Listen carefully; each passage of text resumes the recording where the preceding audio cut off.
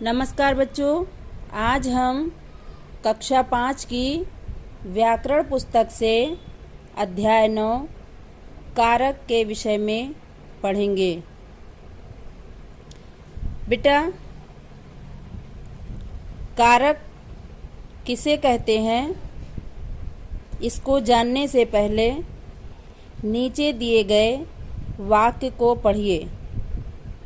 बच्चों ने बगीचे में फूलों के पौधे पर तितलियां देखी।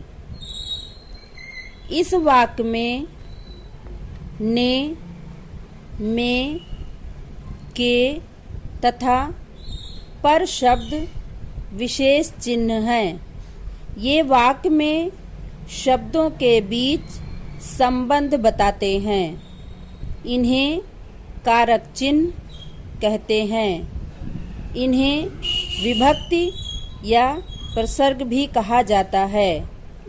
कारक की परिभाषा: संज्ञा या सर्वनाम के जिस रूप से उसका संबंध वाक्य के दूसरे शब्दों के साथ जाना जाए उसे कारक कहते हैं। कारक के भेद: कारक के 8 भेद हैं। नंबर 1 कर्ता कारक, नंबर 2 कर्म कारक, नंबर 3 करण कारक, नंबर 4 संप्रदान कारक, नंबर 5 अपादान कारक, नंबर 6 संबंध कारक, नंबर 7 अधिकरण कारक, नंबर 8 संबोधन कारक। नंबर 1 कर्ता कारक। वाक्य में क्रिया को करने वाला कर्ता कारक कहलाता है। जैसे प्रारंभ ने पुस्तक पढ़ी। किसने पुस्तक पढ़ी? प्रारंभ ने। बालक पढ़ता है। कौन पढ़ता है बेटा? बालक। पहले वाक्य में प्रारंभ यानी कर्ता के साथ ने प्रसर्ग आया है, जबकि दूसरे वाक्य के कर्ता बालक के साथ कोई प्रसर्ग नहीं आया।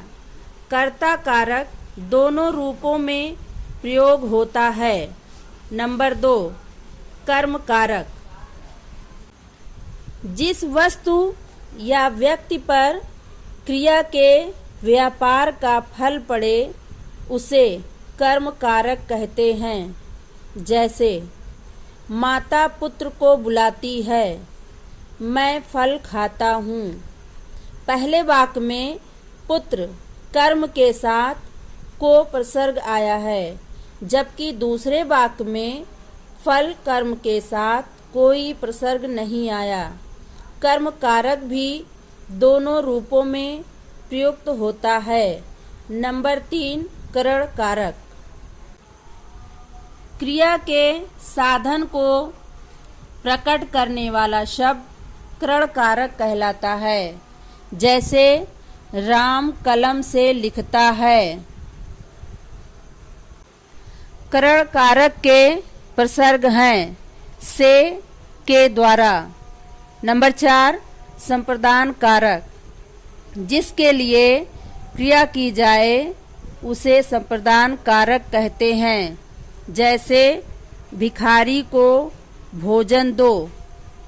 संप्रदान कारक के प्रसर्ग हैं को, के लिए। नंबर 5 अपादान कारक।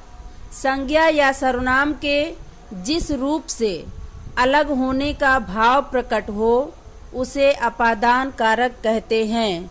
जैसे पेड़ से पत्ता गिरता है।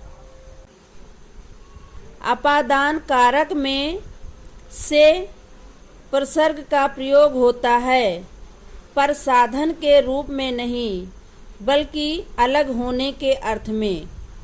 नंबर 6 संबंध कारक।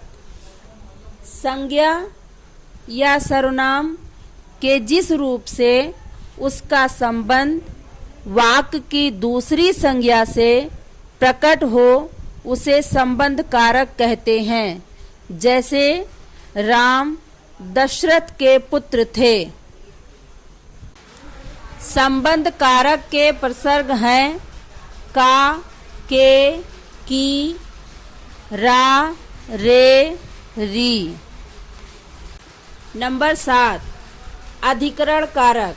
संज्ञा या सर्वनाम के जिस रूप से क्रिया के आधार यानी स्थान का पता चले उसे अधिकरण कारक कहते हैं।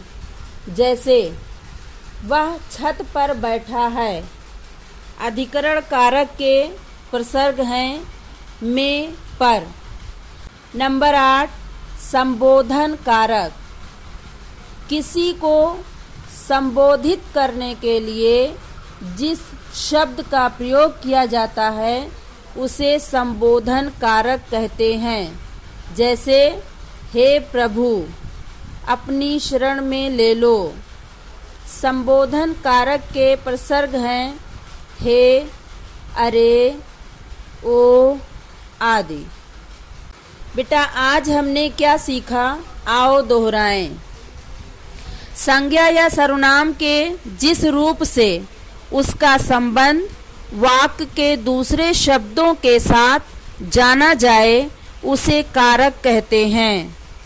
कारक के 8 भेद हैं। नंबर 1, कर्ता। नंबर 2, कर्म। नंबर 3, करण। नंबर 4, संप्रदान। नंबर 5, अपादान। नंबर 6, संबंध। नंबर 7, अधिकरण। नंबर 8, संबोधन। कारक चिन्हों को विभक्ति या प्रसर्ग कहते हैं। गृहकार। नंबर 1, कारक किसे कहते हैं। नंबर 2, कारक के कितने भेद हैं। धन्यवाद।